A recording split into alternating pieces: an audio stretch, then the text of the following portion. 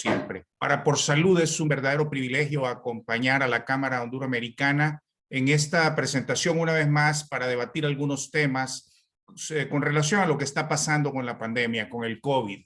El enfoque del día de hoy es la realidad del COVID-19 en Honduras y el mundo.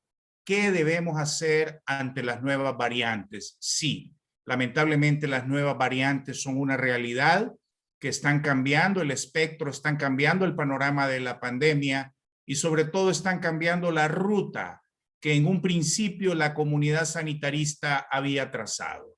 Yo reitero mi agradecimiento a la AmCham y también a todos los patrocinadores de este evento. Realidad del COVID-19 en Honduras y el mundo, ¿qué debemos hacer ante las nuevas variantes? Este día refrescaremos una realidad. El COVID-19 es el proceso patológico más dinámico que como generación de sanitaristas hemos podido ver.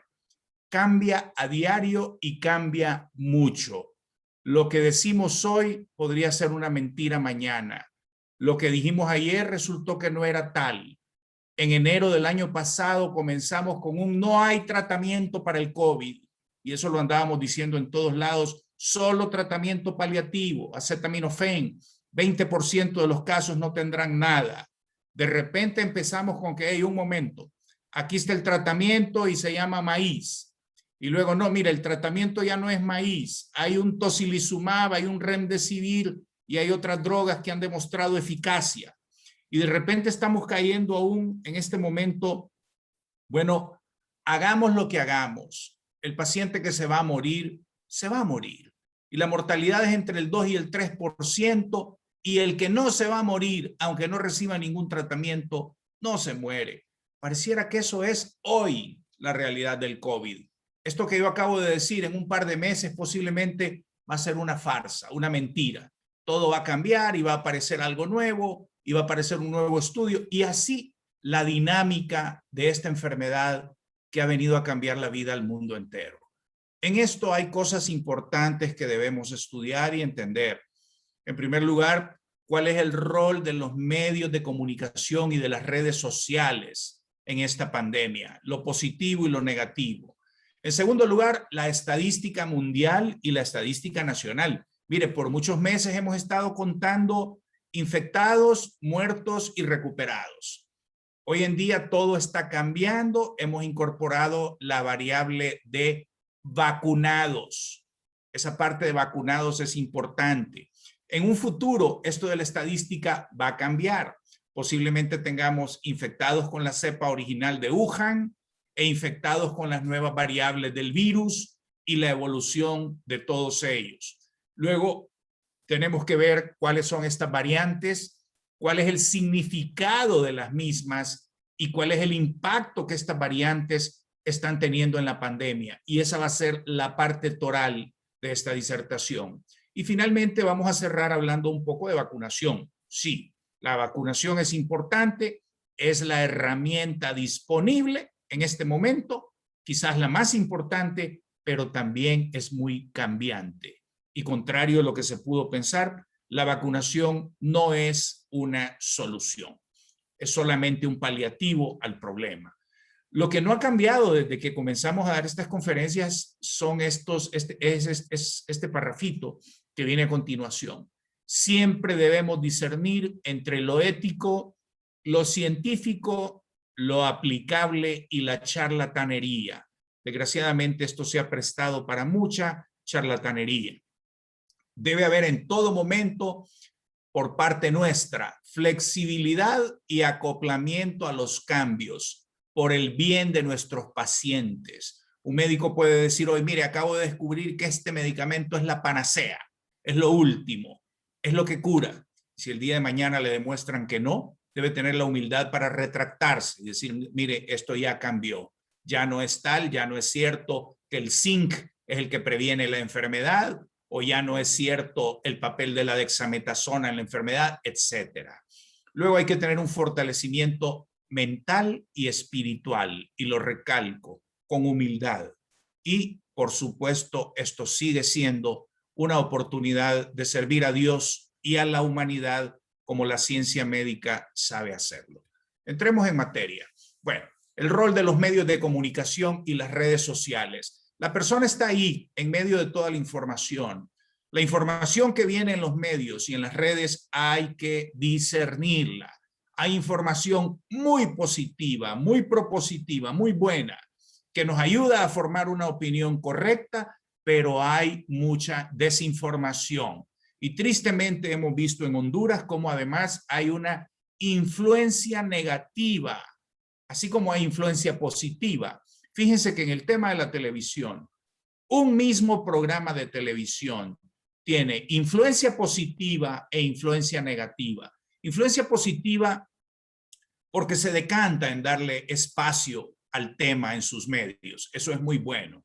Influencia negativa porque no ha sido capaz de reconocer que lo que en algún momento propuso no es tan cierto el día de hoy. O por ejemplo, en el tema de la vacuna, hubo un medio de comunicación cuando surgió el tema, surgió el tema de la vacuna Sputnik en nuestro país, claramente se evidenció que solamente llegó la primera dosis. La vacuna Sputnik requiere 2 dosis y las 2 dosis son diferentes. Entonces, responsablemente el PAI, el Programa Ampliado de Inmunizaciones, tomó esta dosis número 1, esta primera dosis de Sputnik, y la almacenó en un refrigerador. Y comenzaron algunos medios a decir, mire, esa vacuna no puede estar en refrigerador, la gente se está muriendo, hay que aplicarla, hay que aplicarla. Y aquello se hizo como una bola de nieve, que en determinado momento alguien con poder gubernamental ordenó al PAI aplicar aquella primera dosis de Sputnik. Entonces se sacó la vacuna rusa llamada la Sputnik y se aplicó la primera dosis sin tener la segunda dosis.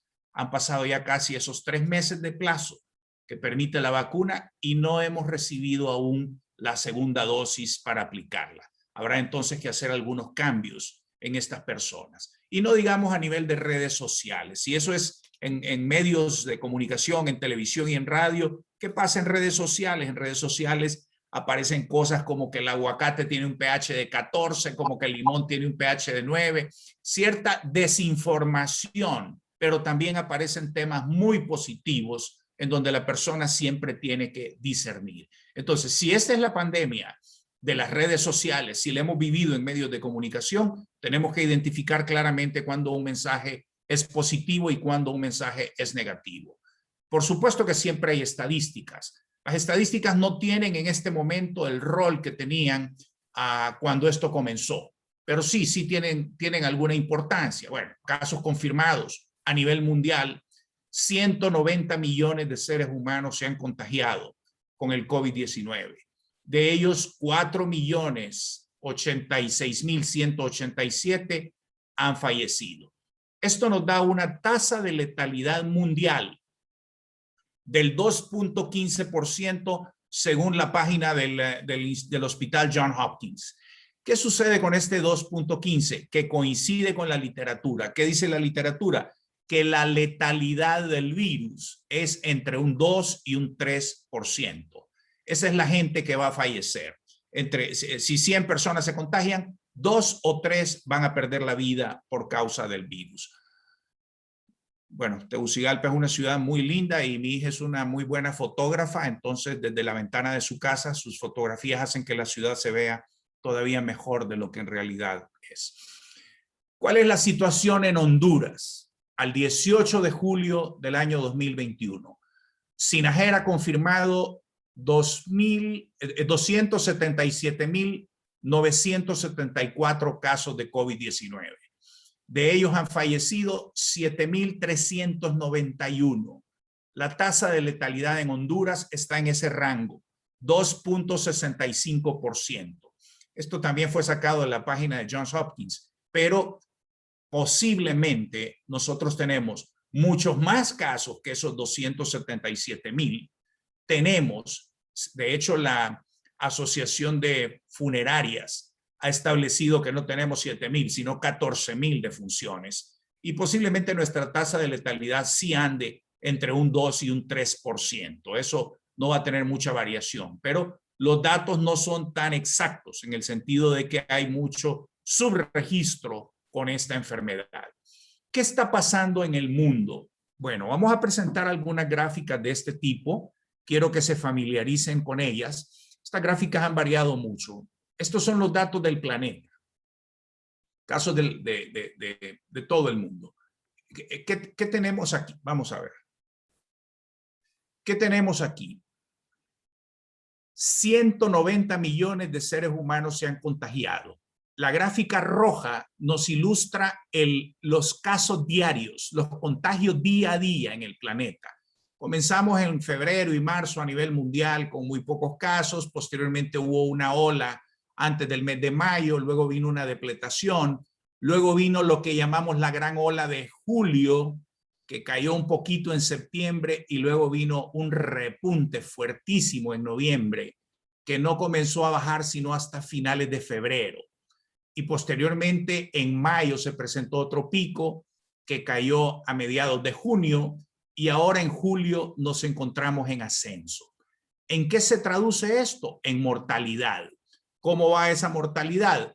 Al principio, la mortalidad era proporcionalmente mayor que con relación al número de casos confirmados.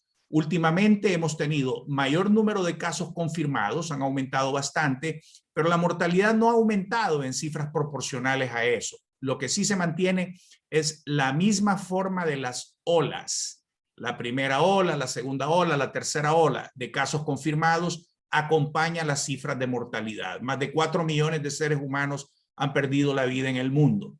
¿Y qué tenemos? En un planeta donde vivimos 7.8 billones de personas, apenas llevamos 3.6 billones de personas vacunadas, pero estas personas lo que han recibido es al menos una dosis, algunos 2 dosis. Recuerden que hay vacunas que son de una dosis, como la Johnson & Johnson, y hay vacunas, el resto, que son de 2 dosis. Entonces, en vacunación como planeta, andamos lejos de lo que anhelamos en este momento. Vamos a ver otras gráficas. Aquí se originó todo, en China.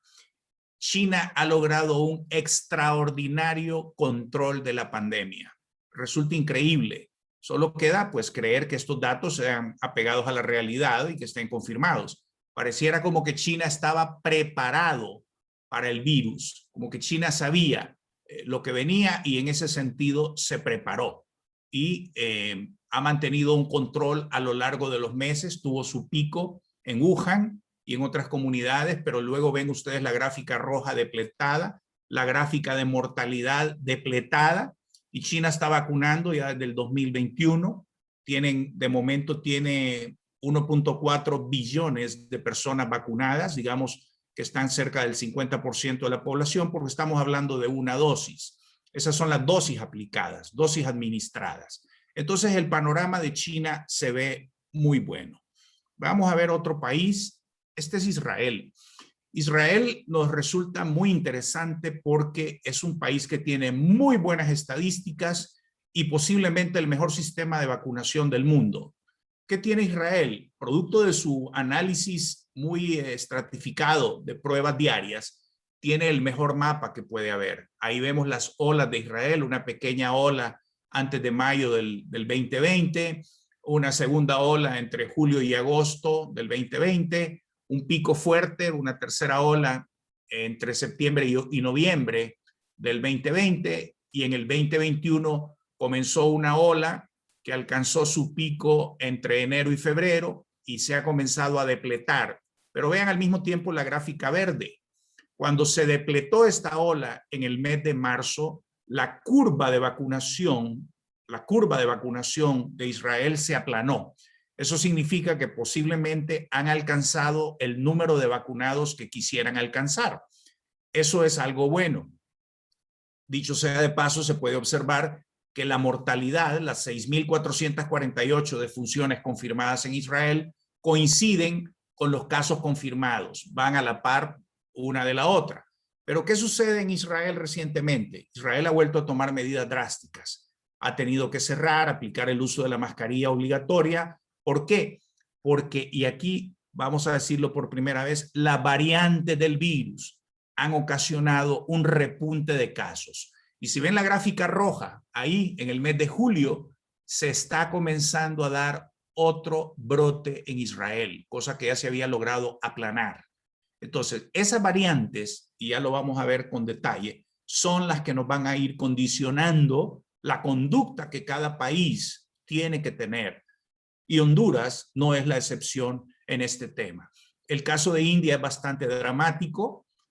Comenzó aparentemente en control, una ola por ahí en septiembre. Recuerden que es un país cercano a China, pero el gran descontrol en India en mayo.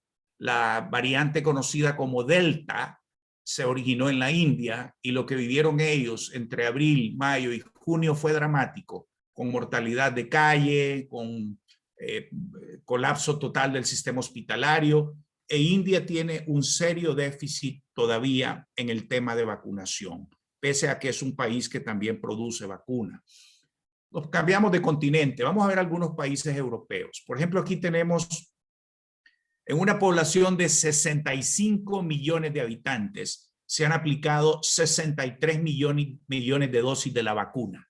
¿Qué significa esto? Estamos hablando de dosis. Entonces, posiblemente un porcentaje de esos 63 millones de dosis ya es de segunda dosis, pero ese porcentaje puede andar en el 20%. La tarea de estos países aún está pendiente, pero en términos generales, los países europeos, Francia, España, Italia, tienen el mismo patrón, el mismo patrón. Ellos van con olas, la mortalidad va acompañando a los casos y la vacunación está en ascenso.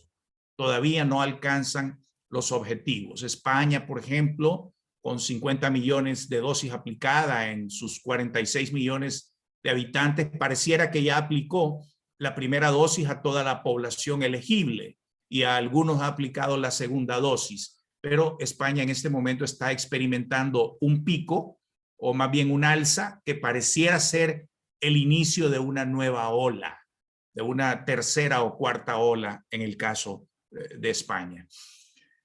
Si nos vamos al continente americano, en Estados Unidos hay 34 millones de casos confirmados. Han muerto más de 600,000 personas y esta es la tendencia. ¿Qué ventaja tiene Estados Unidos? En una población de 333 millones de habitantes, ha aplicado 336 dosis de la vacuna. Recuerde que en Estados Unidos se aplica mucho la vacuna Johnson & Johnson, que es monodosis, pero que tampoco garantiza mayor cosa. Siempre hay porcentajes que quedan descubiertos para fines de contagio, aunque tengan la aplicación de la vacuna. Entonces, en este momento pareciera también iniciar una nueva ola, una nueva escalada. Algunas ciudades de Estados Unidos ya están tomando medidas, otras mantienen un relax completo sin el uso obligatorio de mascarilla. Lo hemos estado viendo en algunos eventos deportivos. La gente va masivamente a los estadios sin ningún tipo de protección, pero no hay control. No hay control, no se puede decir que absolutamente esto se ha detenido. Sin embargo, ellos logran que la gente esté vacunada y que las personas que asistan a estos eventos muestren su documento de vacunación. ¿Qué está pasando en Latinoamérica? Un país de 130 millones de habitantes como México ha logrado vacunar a 53 millones, tiene un déficit serio en la vacunación y ahí pueden ver en rojo la ola, el comportamiento de la tendencia de los casos diarios y las defunciones confirmadas que por supuesto van acorde, como en casi todos los casos que hemos visto, a los casos confirmados día a día. México tiene pendiente el tema de vacunación, igual que Brasil, una población de 214 millones de habitantes con 117 millones de vacunados y una tendencia muy estándar desde que comenzó la pandemia en Brasil. Prácticamente no parece haber olas ahí, sino una tendencia unificada. Y aquí tenemos una gráfica difícil de leer, muy difícil de leer. ¿Por qué es difícil de leer la gráfica de Honduras? Porque Honduras no tiene una política establecida de pruebas diarias. Las pruebas son esporádicas. Hay días que hacen 1,000, hay días que hacen 2,000, hay días que hacen 3,000, hay días que no hacen. Lo que sí tenemos es un porcentaje alto de contagios. Damos un porcentaje de contagios de cerca del 50%, en algunos momentos 32, 33%, en algunos casos 55, 56%. Tampoco la gráfica de las defunciones confirmadas nos ilustra claramente tendencias u olas. Lo único que podemos definir con esto es que tenemos problemas. Tenemos casos confirmados, tenemos defunciones confirmadas y tenemos nuestros hospitales lamentablemente colapsados, al igual que nuestros centros de estabilización o triaje. Y en una población de 10 millones de habitantes, apenas tenemos 1.1 millón de dosis administradas. Quizá ya un poco más de personas con segunda dosis. La vacunación en Honduras comenzó el 27 de febrero. Fue vacuna Moderna que donó Israel. Yo recuerdo que a mí me tocó vacunarme el 28 de febrero con esa vacuna Moderna, pero luego no volvió a haber vacunación hasta en marzo, que vinieron algunas dosis de AstraZeneca. Y para mayo ya todo el personal que labora en salud debió haber estado vacunado con sus 2 dosis. Posteriormente comenzaron a llegar esporádicamente algunas dosis para población general con factores de riesgo, de edad avanzada, etcétera. Tenemos un serio déficit con el tema de la vacunación, pero personalmente yo siento que el PAI tiene mucha credibilidad y que en la medida que disponga de las vacunas va a poder hacer un gran trabajo y cubrir a la población hondureña. Yo lamento que en Honduras el tema de la vacunación se haya politizado. Eso nos hace mucho daño. La política en esta instancia no es buena. Esta gráfica se me coló en esta presentación, salud o economía, economía o salud, pero bueno, tiene alguna vigencia.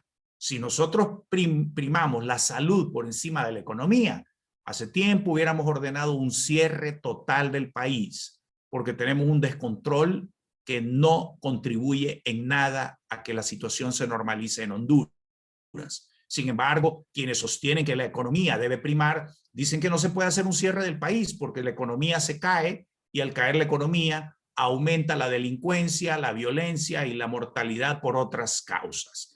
Es un equilibrio en el que hasta el momento no hemos podido establecer cuál es la dinámica correcta. Posiblemente sigamos como estamos, con una economía golpeada por la pandemia y con un sistema de salud que no ve decisiones orientadas a resolver el tema.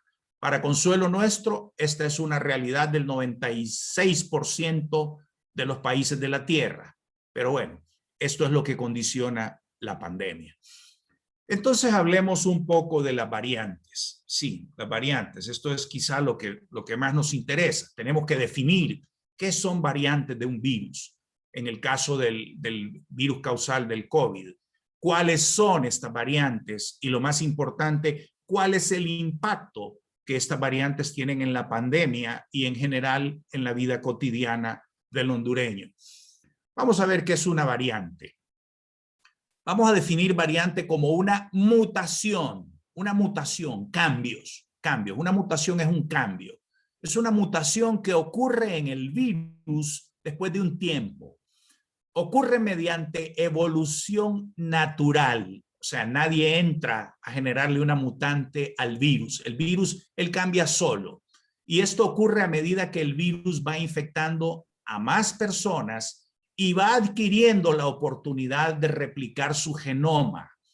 Y cada vez que lo hace, cada vez que el virus hace una replicación, tiene la posibilidad de que se produzcan errores, ojo, errores entre comillas, o mutaciones. Estas mutaciones lo único que nos demuestran es que el virus es muy inteligente, es más inteligente que nosotros. Él cambia, él muta de acuerdo a su necesidad. ¿Con qué propósito? Con el propósito de no morir. Él quiere mantenerse vivo, él quiere mantenerse activo. Entonces él hace mutaciones para sobrevivir. ¿Y cuáles han sido las variantes producto de estas mutaciones? Bueno, la Organización Mundial de la Salud las ha calificado en variantes de preocupación y variantes de interés. ¿Qué es una variante de preocupación? VOC, preocupación por concern. Estas variantes son aquellas más transmisibles, más virulentas o las que, y ojo, esta es la parte peligrosa, pueden escapar al efecto de los anticuerpos adquiridos tras una infección natural o por vacunación. Vean esto. ¿Cómo adquirimos nosotros anticuerpos para defendernos del virus? Número uno, porque nos podemos vacunar. Nos aplicamos la vacuna y ya tenemos anticuerpos. O número dos, nos dio el virus.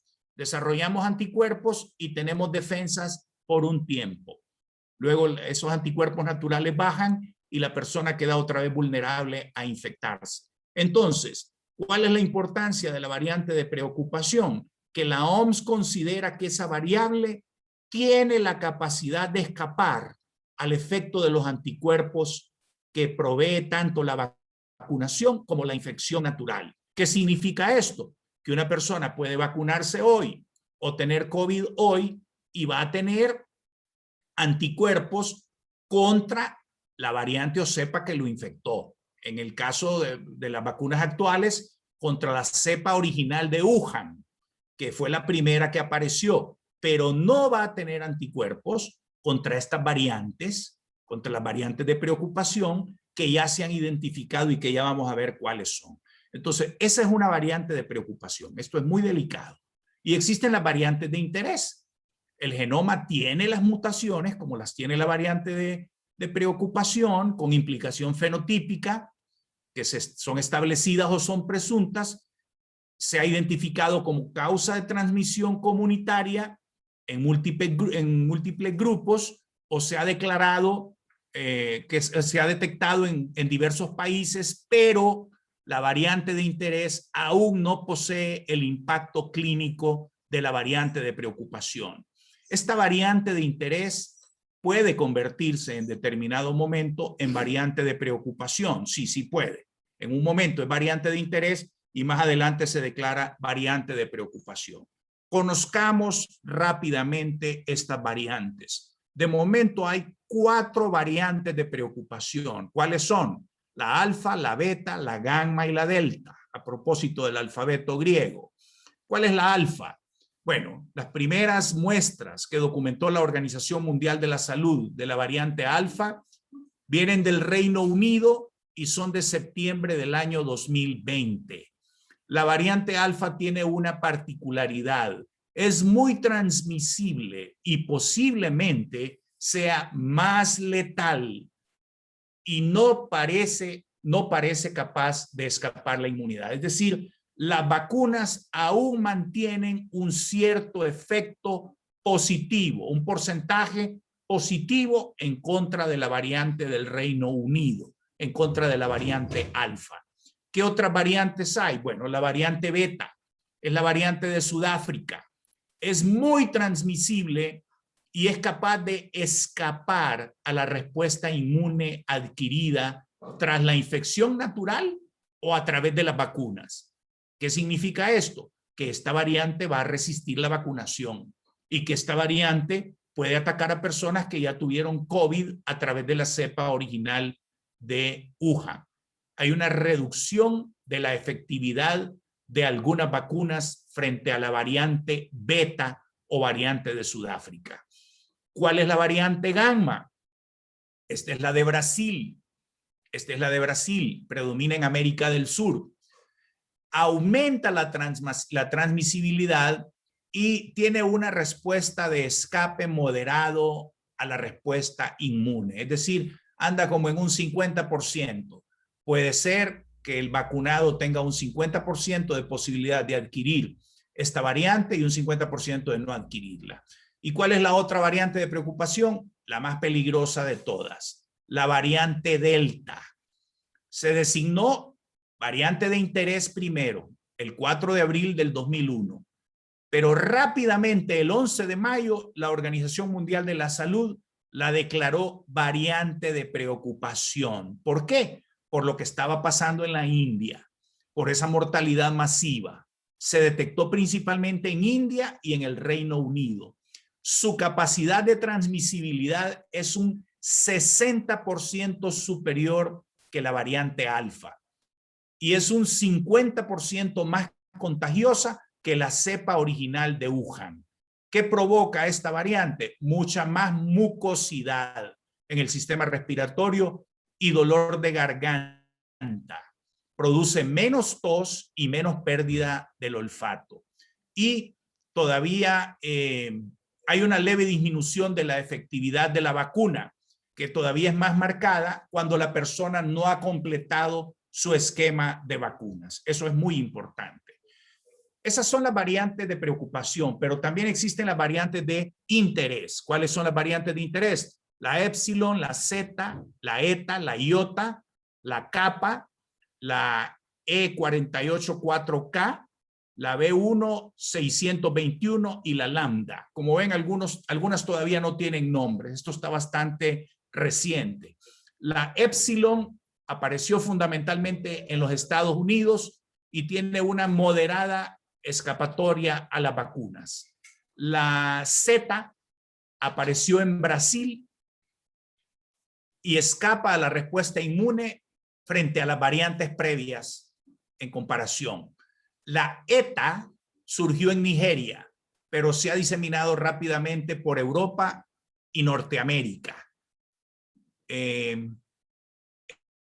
Escapa a la vacunación también, según las estadísticas iniciales. La IOTA es originaria de Nueva York, se ha expandido rápidamente y sus mutaciones son compatibles con escape a la respuesta inmune generada por la vacuna. La kappa se detectó por primera vez en la India en octubre del 2020 y es altamente transmisible y no responde bien a las vacunas. La E484K se detectó en el Reino Unido, pero ha habido casos en otros países y tiene un escape a la respuesta inmune. La B1-621 es la de Colombia, altamente transmisible, no responde a la vacunación. Y finalmente la lambda, originaria de Perú, es la recientemente calificada como variante de interés por la OMS. Esta es la última, es altamente contagiosa y aún no hay estudios de su relación con la vacuna. Como ven, esto, en lugar de ir terminando, pareciera que está comenzando. Lamentablemente, estas variantes tienen un impacto que no quisiéramos vivir, pero tenemos que aceptarlo. ¿Cuál es el impacto de las variantes? Hay un impacto directo. ¿Por qué? Porque aumentan los casos, vuelven los casos más severos, aumenta la mortalidad y lo más resaltante, hay un cambio del perfil del paciente más vulnerable. Si la variante original de Wuhan afectaba a la persona en edad avanzada o a la persona con factor de riesgo por hipertensión, diabetes, cáncer u otra cronicidad, estas variantes nuevas no respetan nada. Están atacando algunas a niños, otras a jóvenes y otras a población sana. Y tristemente, algunas de ellas escapan a la respuesta inmune que confiere la vacuna y escapan también a la respuesta inmune natural que confiere la infección. Ese es un impacto directo de estas variantes. ¿Tienen un impacto indirecto? Sí. Impactan indirectamente en la estrategia que hay que definir para vacunar, porque casi nos están obligando a generar una dosis de refuerzo, idealmente un año después de haber completado el esquema de vacunación, pero una dosis de refuerzo no con la misma vacuna, sino con una nueva vacuna producida a partir de la cepa de mayor circulación. Quiero decirles, es imposible hacer una vacuna para cada cepa, pero se busca cuál es la cepa que mayor circula y sobre esa base hay que trabajar la vacuna para lo que sería el refuerzo. Lo mismo que se hace con la vacunación contra la influenza. Entonces, en ese caso, hay que determinar cuál es la cepa que más circula para pensar que a partir de ahí se puede obtener la vacuna que se va a necesitar 1 o 2 años después, dependiendo de lo que digan los estudios científicos. Hablemos entonces un poco de estas vacunas. ¿Cuáles son estas vacunas? Bueno,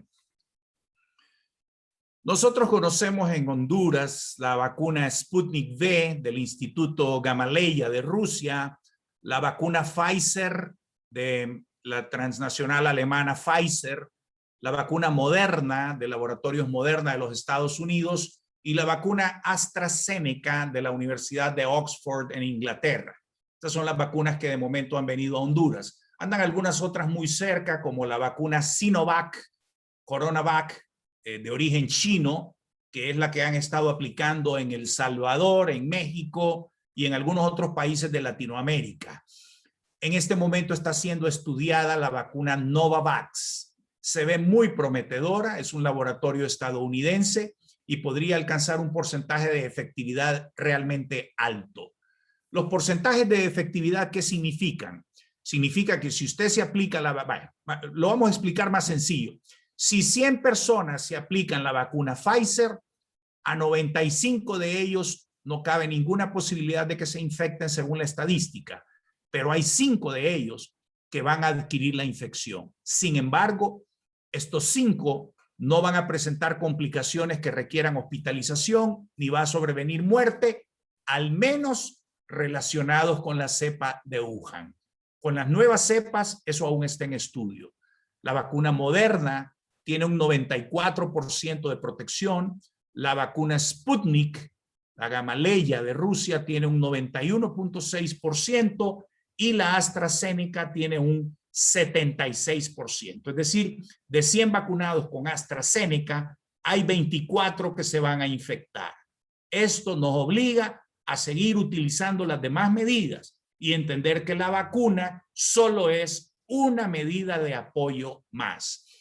¿Cómo se aplican las dosis? Bueno, la vacuna de AstraZeneca es una vacuna de vector viral. Es una buena vacuna. Es una buena vacuna. Requiere de 2 dosis y su efectividad, ya vimos, se ha establecido en nuevos estudios entre el 62 y el 90%. Requiere temperatura que puede proveer refrigeración normal, entre 2 y 8 grados centígrados. La vacuna Moderna y la vacuna Pfizer son del tipo de vacuna de ARN, fragmento del código genético del virus. Son mecanismos completamente nuevos que nunca se habían utilizado. Los que nos aplicamos esta vacuna tenemos que entender que entramos en ese proceso de experimentación porque no hay antecedentes de estudio con esta vacuna. No se sabe lo que va a pasar con ellas. Son 2 dosis, tienen muy buena efectividad y requieren refrigeración especial. Por eso es que no pueden salir las tradicionales brigadas de vacunación casa por casa con un termo a aplicar la vacuna, porque la vacuna se dañaría. Entonces se ha creado centros de vacunación en los que se han instalado los frigoríficos que mantienen estas temperaturas. Y la vacuna Sputnik V, que utiliza el mismo mecanismo de la vacuna Oxford, vector viral, requiere 2 dosis, su efectividad es un poquito menor, 92%, aunque siempre es alta, y requiere temperatura normal. Esas son las vacunas que se están aplicando en nuestro medio. Vamos a ver algunos detalles. Se ha hablado mucho del tema de la combinación de vacunas, que mire que si me puse la primera dosis de la AstraZeneca, me puedo poner la segunda dosis de la Pfizer. Miren, no hay estudios científicos aún que sustenten que sea seguro y eficaz combinar vacunas. Lo más próximo a un estudio que tenemos fue un trabajo en conjunto que hicieron la Universidad de Oxford con Laboratorio Gamaleya de Rusia y determinaron que la vacuna Sputnik podría potenciarse con la vacuna AstraZeneca. Ejemplo, primera dosis de AstraZeneca, segunda dosis de Sputnik. No explicó el estudio cuál de las 2 dosis de Sputnik, porque la Sputnik tiene 2 dosis diferentes. Una es la primera y otra es la segunda. Y es la única vacuna que tiene esa particularidad.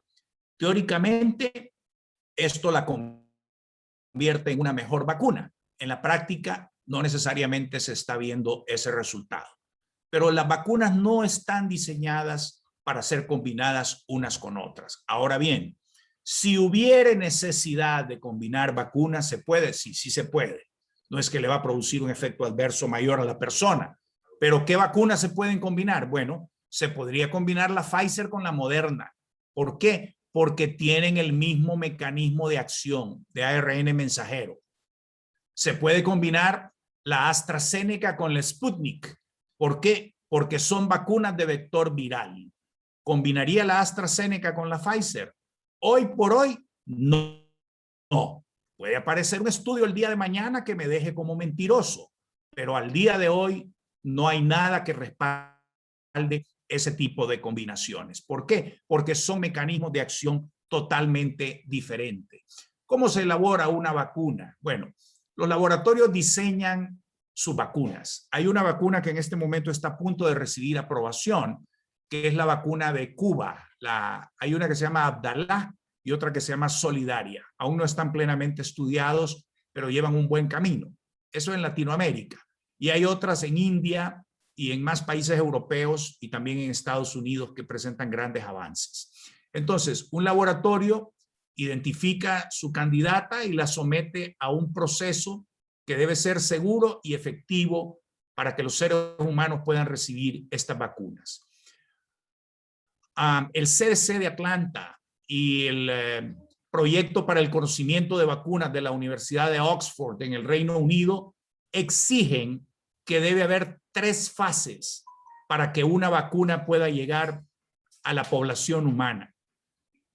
Los humanos deben superar primero una fase 0, que es una fase en animales como ratones de laboratorio y otros, y después las 3 fases en humanos. ¿Cuáles son esas fases? Bueno, la fase 1, en esta fase la vacuna se prueba en grupos de entre 20 y 100 personas. El estudio se centra en confirmar que no represente una amenaza para la salud, que sea efectiva, que identifique efectos secundarios y que determine cuál es la dosis adecuada. La fase o etapa 2 busca más efectos secundarios y se hace en grupos un poco mayores. Y la fase 3, que fue la que logramos agotar con estas vacunas, es un ensayo mucho más grande en el que participan varios miles de voluntarios en varios países y se compara cómo evolucionan las personas vacunadas con respecto a las personas que no fueron vacunadas. Es decir, por ejemplo, usted toma 100 personas, a 50 les pone la vacuna y a otras 50 les pone lo que se llama un placebo, agüita destilada o cualquier cosa. Y usted compara qué relación hubo entre la enfermedad y los 50 vacunados y entre la enfermedad y los 50 a los que no se le aplicó la vacuna pero que creen estar vacunados. Y eso nos permite comparar los resultados y ver qué tan efectiva es una vacuna. Esto ayuda a identificar qué vacuna puede tener utilidad en el ser humano. Existe también una fase 4, pero es una fase que toma muchos años y que no se logra realizar en medio de una crisis como la que actualmente vivimos por la pandemia, por lo que la OMS autoriza el uso de emergencia de estas vacunas aún sin haber agotado la fase 4. Este uso de emergencia puede interpretarse como uso experimental, sí, pero es una necesidad de la humanidad en este momento. Esa fase 3, sin embargo, es bastante segura. Se seleccionan grupos de centenares de miles de personas, entre 30 y 60,000. A la mitad de ellos se les aplica la vacuna y a la otra mitad se les llama grupo control y se les aplica un placebo. Entonces, los estudios nos deben indicar que para que una vacuna sea segura, menos del 50% de los positivos que se registren en todo el grupo control, menos del 50% debieron haber recibido la vacuna. Cuando eso es así, la vacuna pasa a la fase 4 o, en este caso, la vacuna ha pasado a una autorización de emergencia y está siendo utilizada ya en seres humanos de manera amplia. Y esta fue la pregunta que nos formulamos al comenzar la plática y con ella vamos a terminar también. ¿Qué debemos hacer ante las nuevas variantes? Cuidarnos más. Es lo único que les puedo decir. Antes nuestras charlas eran de cómo lavarse las manos, de cómo usar la mascarilla, del distanciamiento social. De repente dejamos de hablar de esas cosas y nos comenzamos a centrar en vacunas. Y ahora que estamos viendo variantes, estamos volviendo al lavado de manos, al distanciamiento social, a algunas medidas que los gobiernos no han querido tomar para no afectar la economía, por supuesto al uso de mascarilla, doble mascarilla en estos casos y a todas las medidas iniciales. Entonces viene la pregunta, Si hay que seguir con lo mismo, ¿tiene sentido exponerse a una vacuna que está en fase experimental? Sí, sí tiene todo el sentido del mundo. Hay que vacunarse, porque la vacuna simplemente es un instrumento más de prevención. La vacuna es como la mascarilla, como el lavado de manos, como el distanciamiento físico. Usted tiene esos tres, pero al ponerse la vacuna ya tiene cuatro elementos que lo protegen. Hay que seguirlos usando. Posibilidad en este momento en Honduras de quitarnos la mascarilla y vivir normalmente como antes, no, ninguna. En este momento no, pero yo estoy vacunado. Sí, usted está vacunado, pero usted tiene un porcentaje de posibilidades de infectarse y va a transmitir esa infección a otras personas que posiblemente no estén vacunadas y que pueden adquirir y agravarse, complicarse por la enfermedad. Además puede adquirir nuevas cepas. No, pero ¿qué otros países lo han hecho? Lo han hecho cuando han alcanzado un 60 a 70% de la población vacunada. Nosotros andamos entre un 5 y un 10%. Estamos lejos todavía de llegar al momento en el que podamos volver a vivir como vivíamos antes. Y aún con toda la población vacunada, el mundo va a depender del comportamiento de las nuevas variantes. ¿Qué significa esto? Que debemos estar atentos a observar los cambios y la evolución que nos está presentando lo que de por sí es un proceso patológico muy dinámico y sumamente cambiante. Fíjense que los términos dinámico, cambiante, mutación y variante vienen a ser como una especie de sinónimos que no han hecho más sino agravar la pandemia. Por lo tanto, seguirse cuidando, seguir haciendo lo que han venido haciendo y esperar que en algún momento se den los resultados satisfactorios. Como antecedente a la última pandemia que tuvimos, la gripe española estuvo 5 años azotando a la humanidad. El COVID-19 ya lleva 1 año y medio. Esperemos, creemos que las condiciones científicas del siglo XXI son diferentes a las condiciones del siglo pasado y que este tiempo puede ser menor, pero aún no es el momento de volver a aquellas instancias. Para Por Salud es un verdadero placer estar con ustedes. Recordamos que Por Salud es una clínica y tiene otros servicios. Somos una opción muy segura, principalmente a nivel de clínicas de empresas. Es impresionante la cantidad de pacientes que captamos en empresas que están afiliadas a nosotros. Remitimos a tiempo a nuestras clínicas, iniciamos con ellos tratamiento y gracias a Dios, en la mayoría de los casos, la evolución es satisfactoria. También trabajamos los temas de bioseguridad empresarial, medicina general y especializada. Tenemos nuestra farmacia, laboratorio de imágenes, ortopedia, odontología, óptica y demás. Y agradezco en todo lo que cabe la fineza de su amable atención. Bendiciones a todos, que tengan un feliz día y quedamos a la expensa de la etapa de preguntas y respuestas.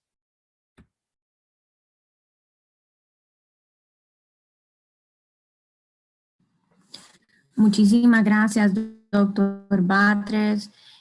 A continuación pasaremos a la sesión de preguntas y respuestas. Para ello le cedo la palabra a la abogada Irma Salinas, quien es gerente de Asuntos Corporativos Tigo y también coordinadora de nuestro Comité de Bioseguridad de AmCham Honduras. Adelante, Irma. Muy buenos días a todos y gracias, doctor, por su excelente exposición, como siempre. Tengo aquí unas preguntas en el chat. También le ruego al resto de las personas que tengan más preguntas que las puedan colocar para que el doctor las pueda evacuar. La primera, ¿cómo se ve el panorama sobre el contexto del COVID para el 2022? No se ve alentador, hay que ser muy claros. Dependemos de estas variantes y estas variantes surgen producto de la mutación y no hay forma de detener la mutación del virus. La esperanza de la humanidad es que el virus per se haga una forma de autocontrol y deje de replicarse, pero eso no depende de nadie. Toca vacunarse, toca que los científicos determinen cuál es la cepa que mayor circula y preparar vacunas para esa cepa, y toca seguir tomando las medidas para evitar la propagación del virus. Las enfermedades de este tipo se detienen hasta que desaparece la población vulnerable.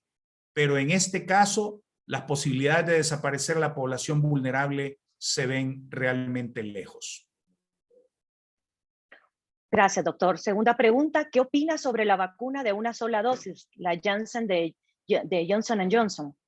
Las estadísticas que hemos estado viendo recientemente no le favorecen a la vacuna Johnson & Johnson si la comparamos con la AstraZeneca, con la Gamaleya, Sputnik, con la Moderna y con la Pfizer. Sin embargo, es una herramienta más. Quien se la pueda aplicar, debe aplicarla. Si esa es la opción que tiene, es válida.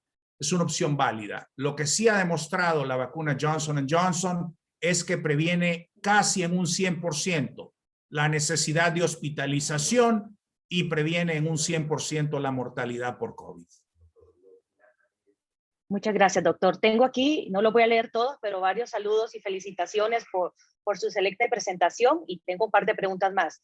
Doctor, gracias por su ponencia. ¿Por qué a pesar de que se ha completado esquemas de vacunación, hay personas que fallecen? ¿Se debe a preexistencias de enfermedades que contribuyan a esto? No, desde el punto de vista inmunológico, lo que han explicado es que una sola dosis de la vacuna no confiere inmunidad. Una segunda dosis de la vacuna tampoco confiere inmunidad inmediata. La inmunidad es un proceso también cambiante y se desarrolla y alcanza su pico en promedio 14 días después de la aplicación de la segunda dosis. Entonces, si usted ha cumplido con su esquema de vacunación, pero no ha llegado a ese día 14, su vulnerabilidad es alta y no se alcanza a tener aún el nivel de protección que impida llegar a extremos de necesidades hospitalarias y aún de fallecimiento. Por eso alguna gente ha fallecido. No se ha reportado ningún caso de personas que han fallecido después de estar en la plenitud de su capacidad inmunológica brindada por la vacuna. Es decir, cuando ya tienen inmunidad, que han pasado 14 días como mínimo, después de la aplicación de la segunda dosis o de la dosis de la Johnson & Johnson, ninguna persona ha fallecido. Esos fallecimientos ocurren en personas que no han completado el esquema o que recientemente lo completaron y cuando recibieron la segunda dosis ya tenían la infección. Ok, muchas gracias. Doctor, ¿cuáles son los nuevos protocolos que se deben seguir post vacunación y qué pruebas se deben aplicar? La más importante, los anticuerpos totales. El mayor porcentaje de la población va a tener detección de anticuerpos totales por encima de 1.0, 14 a 28 días después de la aplicación de la dosis que completa el esquema, de la segunda en caso de la mayoría de ellas o de la dosis única en caso de la Johnson & Johnson. ¿Qué otra prueba se pueden hacer? Una prueba de cromatografía, una prueba de anticuerpos o prueba rápida con una gota de sangre. ¿Qué debe aparecer en esa prueba? Niveles de IgG debidamente marcados con IgM negativo. Tenemos un par de preguntas que se repiten. ¿Cuál es el menor tiempo para aplicar la segunda dosis de la AstraZeneca? La AstraZeneca en principio mencionaba 28 días, posteriormente lo amplió a 2 meses y actualmente está trabajando en promedios alrededor de las 12 semanas. Ha fluido mucha información del propio fabricante de la AstraZeneca en relación al momento de la aplicación de la segunda dosis. En este momento, 12 semanas. Ok, perfecto. Gracias, doctor. Aquí hay alguna de las personas preocupada que su madre se puso la vacuna Sputnik, la rusa, ¿y qué debería hacer ahora? Aplicarse la segunda dosis en un plazo no mayor de 90 días. Recuerde que la primera dosis y la segunda dosis son frasquitos diferentes, son vacunas diferentes, no es la misma vacuna para que funcione. Teóricamente, esa es la mejor propuesta vacunal. Esa de un virus atenuado del resfrío común en una y un virus diferente en la segunda. Eso es lo mejor que hay. Pero si pasan 90 días y no recibe su segunda dosis, deberá iniciar un nuevo esquema de vacunación. Otra opción es que dentro de esos 90 días se tome la decisión de combinar con otra vacuna que sea disponible. En este caso sería con la vacuna AstraZeneca. No es la mejor opción, pero es de las pocas alternativas que nos quedan. Ok, muchas gracias, doctor. Alguien pregunta que cuál es su opinión acerca de la apertura de instituciones educativas bilingües, que supuestamente cumplen con las medidas de bioseguridad. ¿Cómo ve usted ese Considero que el tema? país en este momento no está preparado para apertura de instituciones educativas de ningún nivel. Hay que entender que no tenemos inmunidad colectiva y que enviar niños a la escuela no garantiza por ninguna medida que estos niños al regresar a casa no van a ser capaces de generar contagios entre los mayores. Es una opinión muy personal. Yo respeto los esfuerzos de todos los que creen que debemos regresar rápidamente a la normalidad. Yo también lo deseo, pero mi conocimiento médico no me permite dar una opinión a favor de ese tipo de acciones. Muchas gracias, doctor. ¿Se tiene conocimiento de que las farmacéuticas estén ya trabajando en nuevas vacunas ante este nuevo panorama? ¿Nada alentador? Sí, es impresionante la cantidad de laboratorios que están en proceso de presentar y proyectar nuevas vacunas. Se están esperando grandes resultados, desde vacunas tan novedosas como el mecanismo de RNA mensajero que utiliza la Pfizer y la Moderna, hasta vacunas tan elementales como de virus vivos atenuados que se están estudiando en la India en este momento con aplicación intranasal del virus vivo atenuado. Son prometedoras. Todavía no sabemos cuál va a ser la que va a brindar la mejor respuesta para la humanidad, o posiblemente se necesite de más de una para lograr alcanzar los niveles que todos anhelamos. También hay otra pregunta que dice que ¿qué pasa con una persona que ya tiene la primera dosis de la vacuna, se infectó del virus y qué va a hacer con la segunda dosis? ¿Cuánto tiempo tiene que esperar o cuál es la sugerencia? ¿Cómo se debería de manejar? La sugerencia que da la literatura internacional es que esta persona debe someterse a un análisis de anticuerpos, a un conteo de anticuerpos totales. Y en la medida que los mismos comiencen a presentar una disminución antes de depletarse completamente, alrededor del día 90, aplicar la segunda dosis. Ese parece ser el consejo más sabio. Sin embargo, algunos aplican en cualquier momento la segunda dosis de la vacuna y no se ha documentado efectos adversos en quienes así lo han hecho. Gracias, doctor. Con las nuevas cepas, ¿los adultos mayores continúan siendo la población más vulnerable o también ya tenemos a los niños en un riesgo potencialmente alto? Lo siguen siendo los adultos mayores porque la cepa que más circula sigue siendo la cepa original de Wuhan, que tenía alta afinidad por el adulto mayor en producirle daños, complicaciones y la muerte. Sin embargo, con el advenimiento de estas variantes, no hay población que esté exonerada de complicarse.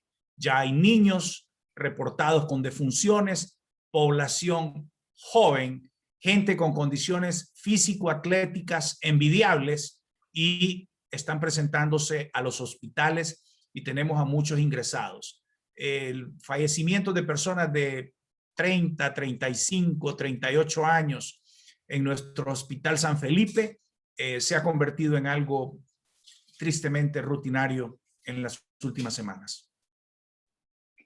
Bueno, doctor, no tenemos más preguntas por ahora. No nos queda más que en nombre de la Junta Directiva de AmCham darle nuevamente las gracias. Su excelente presentación siempre nos trae elementos nuevos que nos van a ayudar a continuarnos cuidando y protegiendo para continuar haciendo lo que todos queremos, tratar de regresar a una vida normal y sobre todo seguir trabajando. Quiero agradecer también a todos los participantes por habernos acompañado. Hoy tuvimos una cantidad alta de personas conectadas a esta webinar. Quiero agradecer también a Por Salud y a todos sus ejecutivos que nos han permitido tener al doctor Batre en esta ocasión. Asimismo, a todos los miembros sponsor de AmCham, a los miembros platino, Ficosa, Security, CES, Deloitte, Dentons, Finant, Parinter, Yunsa, Cargill, PriceMart, BIT, a los miembros Oro, Crowley, Seaboard, Dagas, KPMG, 3M y a los miembros P Alta, Salco, Camosa, Uno, quienes hicieron posible que estuviéramos también en esta webinar el día de hoy. Les agradecemos también su presencia y los invitamos a que sigan a AmCham en todas sus redes sociales, Twitter, Facebook, LinkedIn, Instagram. Asimismo, en YouTube pueden ver esta conferencia nuevamente y compartirlo con todas las personas. Esperamos que de verdad les sea de mucha utilidad. De verdad, muchas gracias a todos, especialmente al doctor Raúl Batre, y les deseamos un feliz día. Muchas gracias.